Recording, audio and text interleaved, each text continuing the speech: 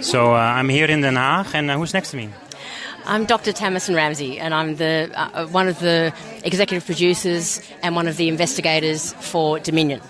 We just saw the movie. It is an incredible movie, of course, and it's online on Dominion, of the website. It is. If you go to dominionmovement.com, you can see the trailer, you can also see the movie, and you can download it for free. It's all available. Yeah, it's an amazing movie. Everyone can see it. It's free, so every public presentation can show it anywhere. Yes, anyone can see it. We just saw it here in Den Haag, but can you tell me what we've seen? Because I was overblessed. Look, on one hand, we saw something very pedestrian and very routine. We saw what it takes to turn living individuals into dismembered body parts. And we saw that the animal industries are built on a lie. They're built on a lie about humane slaughter. They're built on a lie that somehow animals willingly give their lives for us, and or they don't know what's coming. There's a series of lies on which those industries rest in order for society to consume the end product of those industries. Otherwise, if people knew the truth, they wouldn't do it. So the industry depends on a lie, and what we saw was that the truth was illuminated. The very raw, very bold and bald truth we saw with our own eyes, and there's no mistaking it. Yeah, I just became a vegan 4 months ago, but I think a lot of people now try to understand that all animals are actually living beings. By seeing movies like this, people get attached, but also detached, probably. Look, I think they do. It's a lot to take in. There are two things about this film that I think have an impact on people. One is the scale of these industries. They are so huge, and these sheds take up hectares and hectares of our land, and the manure pits and the damage to the environment and the water, all of those things, and the sheds within which horrible things happen to animals. So the scale on one hand, people aren't aware of, and the other thing is the individual animals, what they face, what they go through, how desperately they fight for their lives, and also what it takes for the primarily men and boys who work in that industry to take someone who wants to live and hurt them to the point of death. Well, last question then, because we could talk for hours of this, but why did you choose for the title Dominion? Because you could also say Stop Killing or something like that. Well, that wasn't me. The main person is Christel Forth, and he worked with Lissy Jane and Matt. The three of them are the main ones, and Christel Forth really he thought of the concept, he wrote, directed, produced it.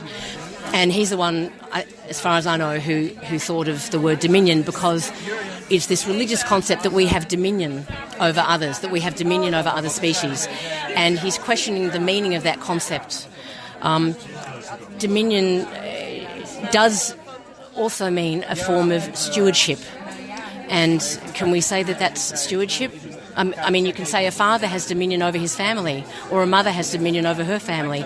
Does that mean she has a right to rape and kill and hurt and destroy her family? No, we expect her to use that authority to nurture, to take care, to grow, to allow those within that realm of dominion to flourish. So that's what we should be doing. Well, thank you very much. Next to you is someone from the Netherlands. Shall we speak in Dutch, so we can do a little bit in Dutch? Sure. Ja. Wie is naast mij? Esther Ouwehand van de Partij voor de Dieren in de Tweede Kamer. Ja, en de Partij van de Dieren heeft bewust gekozen natuurlijk met deze film ook samen te werken. Of eigenlijk mee te werken natuurlijk om het te presenteren aan het publiek. Ja, samen met Tamsin, de executive producer van de film, maar ook kandidaat voor onze zusterpartij in Australië, de Animal Justice Party. Dus het is een evenement dat deze twee partijen samen hebben georganiseerd. De Nederlandse Partij voor de Dieren en de Australische Animal Justice Party, die is opgericht nadat ze hoorden, wauw, het kan dus in de politieke arena opkomen voor de belangen van dieren. We zien de politiek al veel verschuiven. Volgens mij is de Partij van de Dieren ook gegroeid in de afgelopen jaren. Ja, enorm. We begonnen met 2 zetels in het Nederlandse parlement. En inmiddels hebben we in Nederland meer dan 75 gekozen volksvertegenwoordigers en 1 in het Europees parlement. En iedere keer dat we meedoen aan verkiezingen groeien we. We staan op winst in de peilingen. En ik denk dat dat komt omdat we de politieke stem zijn van de beweging die sowieso gaande is in de samenleving. Mensen beginnen te voelen dat we veel voorzichtiger om moeten gaan met onze leefomgeving. Dat onze aarde en ons klimaat beschermd moeten worden. En dat dat ook allemaal begint bij het respecteren van de meest weerloze wezens in onze samenleving. En dat zijn de dieren. Om even te kijken natuurlijk naar de wereld. China en Amerika speelt een hele grote rol in deze markt. Er is gelukkig een goede verschuiving gegaan in Australië dat ook weer een extra zetel erbij gekomen is voor animal rights. Als we dan kijken, zeg maar, dan gaan we de goede kant op, maar eigenlijk gaan we niet snel genoeg, denk ik. Nou, voor de dieren gaat het natuurlijk sowieso niet snel genoeg. Ik ben nu 42 en ik werd vegetariër toen ik 16 was en dit soort beelden zag.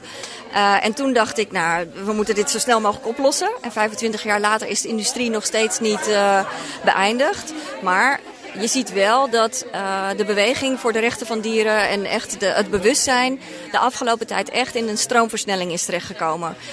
In Amerika zit de grootste vleesverwerker ter wereld, Tyson Foods, en die investeert in plantaardig. In Nederland is een van de meest bekende worstenmakers, die heeft zijn eigen liedje, iets met kipsleverworst en dan, we kennen dat liedje allemaal.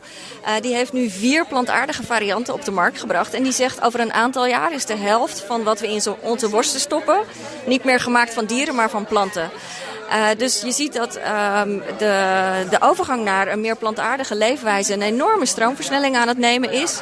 Voor de dieren gaat het niet snel genoeg. Dus iedereen die dit hoort en nog vlees eet, stop daarmee. Je kan heel veel andere dingen eten. Maar het gaat gelukkig wel echt heel hard nu. Ja, ik ben zelf 10 jaar vegetariër geweest voordat ik veganist werd. Het is een vrij grote stap voor veel mensen, vooral als je in Nederland woont natuurlijk. Maar als je kijkt ook naar de reacties, want er zijn een aantal mensen die zien die film, die eten waarschijnlijk duidelijk nog vlees. En die komen dan met een vraag bijvoorbeeld van, nou, is minder vlees eten niet eigenlijk genoeg dan? Ja, dat is... Kijk, we zijn allemaal opgegroeid in een samenleving waarin vlees, zuivel, eieren doodnormaal is. Dus je kan er als individu niks aan doen dat je gewend bent om vlees, zuivel en eieren te eten. Maar op een gegeven moment komen er momenten in je leven dat je de waarheid daarachter ziet en denkt, hé, dat zou ik misschien anders kunnen doen. Maar omdat we zijn zo geconditioneerd in onze sociale omgeving dat de een stopt meteen bij het zien van die beelden en de ander probeert eerst een voorzichtiger stapje. Kan ik dan misschien minder vlees eten of kan ik overschakelen naar een beter levenssysteem? Dus iedereen vindt daarin zijn eigen weg.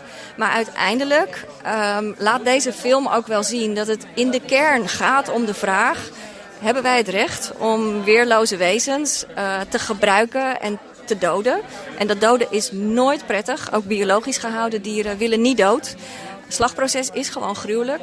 En dan moet je je afvragen, heb ik eigenlijk het recht om dat dieren aan te doen terwijl ik ook andere dingen kan eten? En de een komt meteen tot die conclusie en de ander zoekt zijn weg daar nog in. Nou, als laatste vraag. De burgemeester is al geweest om haar excuus een beetje proberen aan te bieden, omdat het niet op het plein werd gepresenteerd. Maar zelf zie je deze film natuurlijk niet voor de eerste keer. Nee. Het doet je nog steeds wat met je natuurlijk. Maar wanneer was het voor jou dat je deze film voor het eerst zag? En er zijn natuurlijk heel veel films die je gezien hebt in de tussentijd.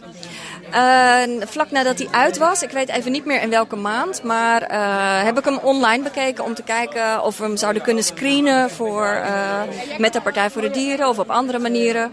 En toen zat ik dus alleen thuis, heb ik hem in mijn eentje gekeken en dat vond ik best heftig. Dus ik kan iedereen aanraden, hij staat online om gewoon te kijken, om dat wel te doen. Maar doe het met mensen, met je vrienden, met je familie. Omdat er heel veel is waar je over wil praten na afloop, is mijn ervaring. Dankjewel. Graag gedaan. The podcast you just heard was made using Anchor. Ever thought about making your own podcast? Anchor makes it really easy for anyone to get started. It's a one-stop shop for recording, hosting, and distributing podcasts. Best of all, it's 100% free. Sign up now at anchor.fm/new. That's anchor.fm/new to get started.